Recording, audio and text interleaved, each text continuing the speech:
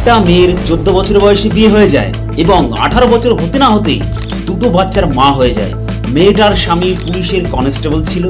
একদিন দুটি বাচ্চাকে নিয়ে মেয়েটি গণতন্ত্র দিবসের দিন পুলিশের প্যারেড দেখতে গিয়ে নিজের স্বামীকে স্যালুট করতে দেখে এবং ঘরে এসে স্বামীকে জিজ্ঞাসা করে সে যাকে স্যালুট করেছিল সে কে।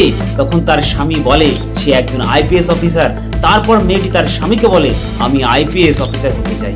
তখন মেয়েটি স্বামীর সাপোর্টে মাধ্যমিক পাশ করে, তারপর উচ্চ মাধ্যমিক পাশ করে এবং তারপর বিএ পাশ করে সিভিল সার্ভিসের পরীক্ষা দেয় এবং 4 নম্বর অ্যাটেম্পটে গিয়ে ইউপিএসসির এক্সাম ক্লিয়ার করে দেয় এবং আইপিএস হয়ে যায়।